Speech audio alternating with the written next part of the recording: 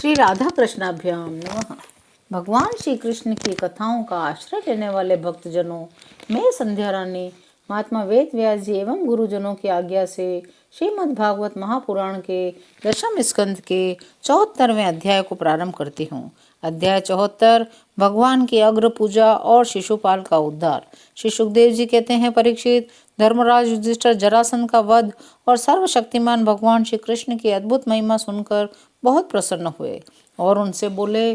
धर्मराज युधिष्ठिर ने कहा, सच्चिदानंद स्वरूप श्री कृष्ण त्रिलोकी के स्वामी ब्रह्मा शंकर आदि और इंद्रादि लोकपाल सब आपकी आज्ञा पाने के लिए तरसते रहते हैं। यदि वह मिल जाती है तो बड़ी श्रद्धा से उसको शिरोधार्य करते हैं। सर्वशक्तिमान कमल नयन भगवान के लिए यह मनुष्य लीला का अभिनय मात्र है। जैसे उदय अथवा अस्त के कारण सूर्य के तेज में घटती या बढ़ती नहीं होती, वैसे ही किसी भी प्रकार के कर्मों से न तो आपका उल्लास होता है न तो हास ही होता है, क्योंकि आप सजातीय विजातीय और स्वगत भेद से रहित स्वयं परम ब्रह्म परमात्मा हैं। जो आपके अनन्य भक्त हैं उनके चित्त में ऐसे पागलपन के विचार कभी नहीं आते, फिर आप में तो होंगे ही कहाँ से। इसलिए आप जो कुछ कर रहे हैं वह लीला ही लीला है। श्री सुखदेव जी कहते हैं, परीक्षित, इस प्रकार कहकर धर्मराज युधिष्ठिर ने भगवान श्री कृष्ण की अनुमति से यज्ञ के योग्य समय आने पर यज्ञ के कर्मों में निपुण वेदवादी ब्राह्मणों को ऋत्विज आचार्य आदि के रूप में वर्ण किया। श्री कृष्ण द्वैपायन व्यासदेव भरद्वाज सुमंतु गौतम असित वशिष्ठ चवन कण्व मैत्रेय कवच त्रित विश्वामित्र वामदेव सुमति जैमिनी क्रतु पेल पाराशर गर्ग वैशंपायन अथर्वा कश्यप धौम्य परशुराम शुक्राचार्य आसुरी धर्मराज ने इसके अतिरिक्त द्रोणाचार्य भीष्म पितामह कृपाचार्य धृतराष्ट्र उनके दुर्योधन आदि पुत्रों और महामती विदुर आदि को भी बुलवाया। राजन, राष्ट्रीय यज्ञ का दर्शन करने के लिए देश के सब राजा उनके मंत्री तथा कर्मचारी ब्राह्मण क्षत्रिय वैश्य शूद्र सब के सब वहां आए। पांडुनंदन महाराज युधिष्ठिर के यज्ञ में निमंत्रण पाकर ब्रह्मा जी शंकर जी इंद्रादि लोकपाल अपने गणों के साथ सिद्ध गंधर्व विद्याधर नाग मुनि यक्ष राक्षस पक्षी किन्नर चारण बड़े बड़े राजा और रानियां ये सभी उपस्थित हुए। सोमलता से रस निकालने के दिन महाराज युधिष्ठिर ने अपने परम भाग्यवान याजकों और यज्ञ कर्म की भूल चूक का निरीक्षण करने वाले सदस्यों की बड़ी सावधानी से विधि पूर्वक पूजन किया। अब सदासद लोग इस विषय पर विचार करने लगे, सदस्यों में सबसे पहले किसकी पूजा होनी चाहिए। जितनी मति उतने मत, इसलिए सर्वसम्मति से कोई निर्णय न हो सका। ऐसी स्थिति में सहदेव ने कहा, यदुवन शिरोमणि भक्त वत्सल भगवान श्री कृष्ण ही सदस्यों में सर्वश्रेष्ठ और अग्र पूजा के पात्र हैं, क्योंकि यही समस्त देवताओं के रूप में हैं। देश काल धन आदि जितनी भी वस्तुएं हैं उन सब में रूप में ये ही हैं। वह सारा विश्व श्री कृष्ण का ही रूप है। समस्त यज्ञ भी श्री कृष्ण स्वरूप ही है। भगवान श्री कृष्ण ही अग्नि आहुति और मंत्रों के रूप में हैं। ज्ञान मार्ग और कर्म मार्ग ये दोनों भी श्री कृष्ण की प्राप्ति के ही हेतु हैं। हे सभासदों, मैं कहाँ तक वर्णन करूं। भगवान श्री कृष्ण वह एक रस अद्वितीय ब्रह्म है, जिसमें सजातीय विजातीय और स्वगत भेद नाम मात्र का भी नहीं है। ये संपूर्ण जगत उन्हीं का स्वरूप है। वे अपने आप में ही स्थित और जन्म अस्तित्व वृद्धि आदि 6 भाव विकारों से रहित है। सहदेव भगवान की महिमा और उनके प्रभाव को जानते थे। इतना कहकर वे चुप हो गए। उस समय धर्मराज युधिष्ठिर की यज्ञ सभा में जितने सत्पुरुष उपस्थित थे, सबने एक स्वर से बहुत ठीक कहकर सहदेव की बात का समर्थन किया। अपनी पत्नी भाई मंत्री कुटुंबियों के साथ धर्मराज युधिष्ठिर ने बड़े प्रेम और आनंद से भगवान के पांव पखारे। उनके चरण कमलों का लोक पावन जल अपने सिर पर धारण किया। उन्होंने भगवान को पीले रेशमी वस्त्र और बहुमूल्य आभूषण समर्पित किए।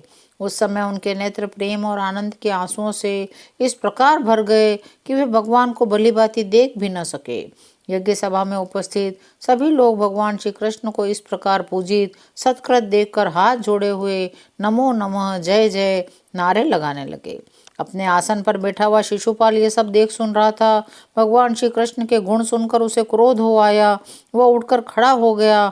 भरी सभा में हाथ उठाकर बड़ी असहिष्णुता से निर्भयता के साथ भगवान को सुना सुनाकर अत्यंत कठोर बातें कहने लगा। सभासदों, श्रोतियों का यह कहना सर्वदा सत्य है, काल ही ईश्वर है, लाख चेष्टा करने पर भी वह अपना काम करा ही लेता है। इसका प्रत्यक्ष प्रमाण हमने देख लिया कि यहाँ बच्चों और मूर्खों की बात से बड़े बड़े वयोवृद्ध और ज्ञान वृद्धों की बुद्धि भी चकरा गई है।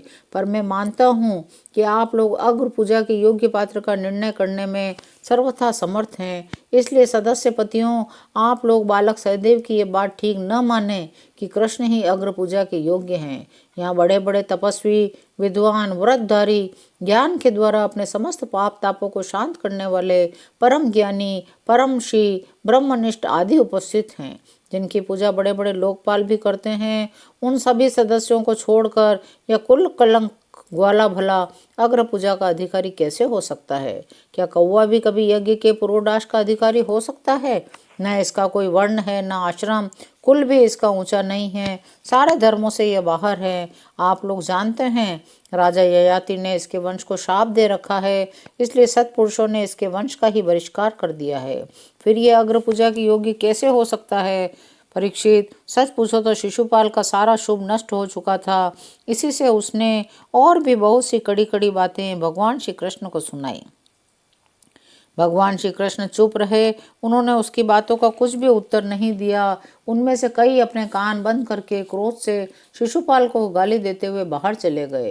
परीक्षित, जो भगवान की या भगवत परायण भक्तों की निंदा सुनकर वहां से हट नहीं जाता, वह अपने शुभ कर्मों से च्युत हो जाता है, उसकी अधोगति होती है। अब शिशुपाल को मार डालने के लिए पांडव, मत्स्य, केकय, सृजय वंशी नरपति क्रोधित होकर हाथों में हथियार लेकर उठ खड़े हुए, परंतु शिशुपाल को इससे कोई घबराहट नहीं हुई। उसने बिना किसी का आगा पीछा सोचे अपनी ढाल तलवार उठा ली। वह भरी सभा में श्री कृष्ण के पक्षपाती राजाओं को ललकारने लगा। उन लोगों को लड़ते झगड़ते देखकर भगवान श्री कृष्ण उठ खड़े हुए।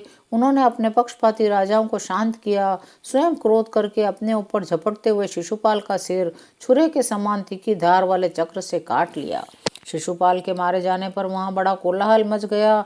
उनके अनुयायी नरपति अपने अपने प्राण बचाने के लिए वहां से भाग खड़े हुए।